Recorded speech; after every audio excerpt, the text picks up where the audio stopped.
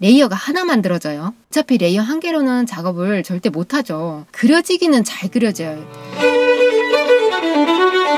안녕하세요, 빨강고래입니다.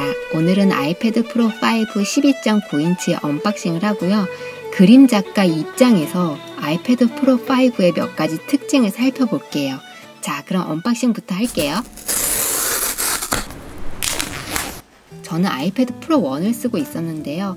이번에 쓰던 아이패드는 보상 판매하기로 했고요. 새로운 아이패드로 기변했습니다.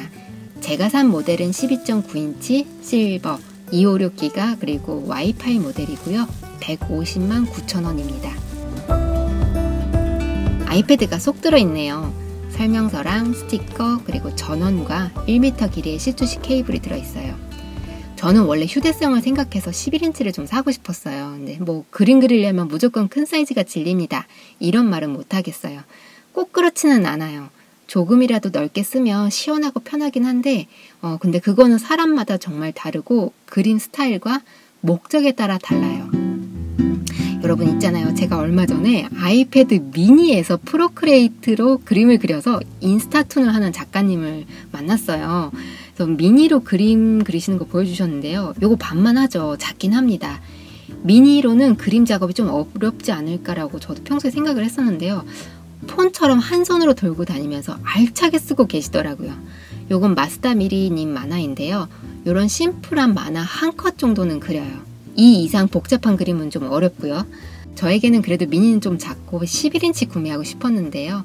미니 LED 백라이트가 12.9인치에만 적용된다고 해서 12.9인치로 구매했습니다. 일단 휜 곳이 없는지 한번 확인할게요. 평평한 곳에 두고 외곽을 눌렀을 때 쩍쩍 소리가 나면 불량이라고 하네요. 휜 곳 없어요. 그 유튜브에다가 아이패드 초기 불량 테스트라고 이렇게 검색하시면 테스트 뭐뭐뭐 해야 되는지 다 나오니까요. 이 불량 테스트 하는 거는 빠르게 패스할게요. 외곽을 보면 이게 그림자 진 것처럼 번짐이 있는데요. 요건 불량이 아니라 미니 LED 백라이트 특성상 그렇다는데요. 전 요 정도는 괜찮아요. 그렇게 거슬리지는 않네요. 자, 이제 킬게요. 빠른 설정 나왔네요. 이걸로 하면 아이패드 세팅 빠르게 할 수 있어요. 기존에 쓰던 아이패드나 아이폰 가까이 가져오라 그래서 아이패드를 옆에 대령하고 기다려도 아무 반응이 없어서 좀 당황했어요. 그런데 아이폰이랑 연결이 되어 있더라고요. 자, 이제부터 시키는 대로 하면 됩니다. 누르라는 버튼 있으면 누르고 가져다 대라는 거 있으면 되고 비번 넣으라고 하면 이제 넣으면 됩니다. 페이스 아이디 나왔네요. 카메라 프레임에 맞추고 얼굴을 돌리라네요. 돌리고 올게요. 애플 아이디로 구입한 앱도 복원을 할게요. 제가 기존 아이패드에 설치했던 앱들이 그대로 다시 설치가 됩니다. 참고로 유료 앱은 결제가 또 되는 게 아니라 무료로 그대로 복원되는 거예요. 자, 그럼 프로크리에이트 켜볼게요. 기존에 저장해두었던 파일까지 모두 자동 복원되었네요. 애플 펜슬 연결도 잘 돼요. 이상 없습니다.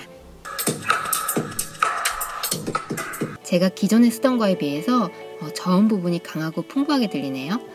자, 그럼 프로 5의 특징에 대해서 살펴볼게요.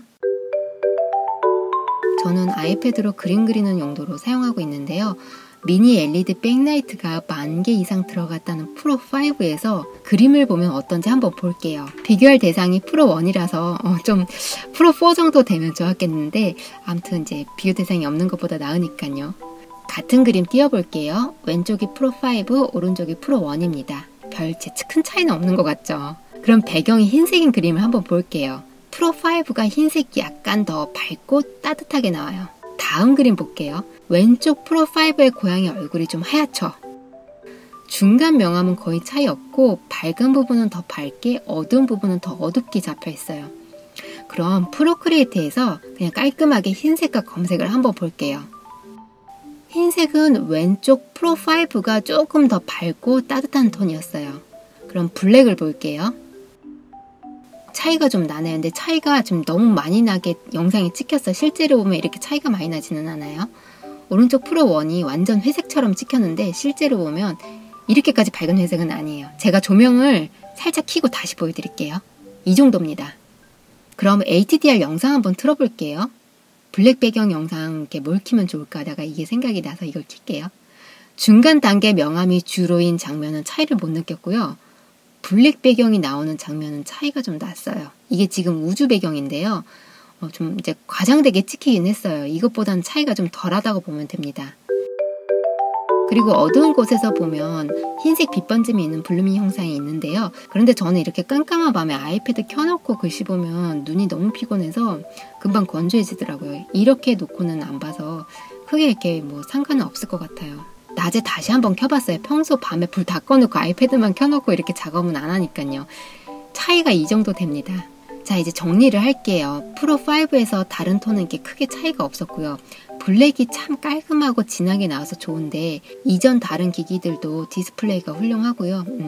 이 미니 백라이트 때문에 기변을 할 정도는 아닌 것 같아요.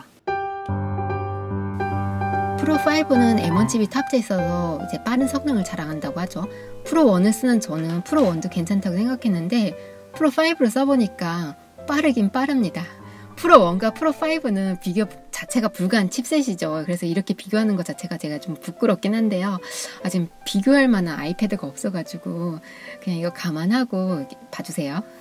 저는 그림 작가이고 프로크리에이트를 자주 사용해요. 그래서 제가 프로5에서 기대했던 것은 M1 아이패드에서 프로크리에이트를 쓴다면 캔버스 사이즈가 큰 작업을 좀 할 수 있지 않을까 였습니다.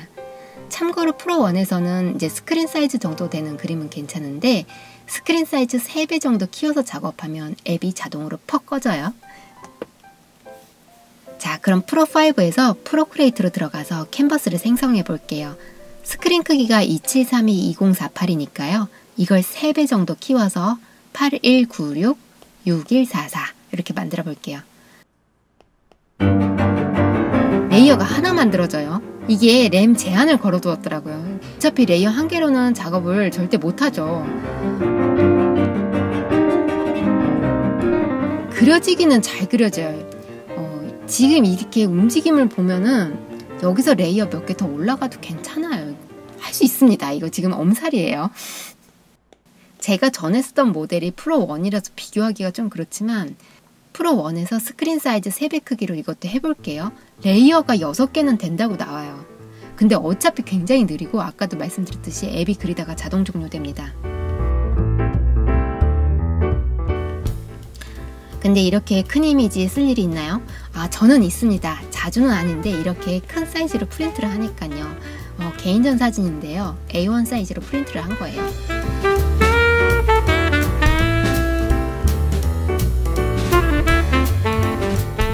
그럼 A2 사이즈 한번 만들어 볼게요. 레이어가 3개 만들어지니까 작업이 어렵겠죠.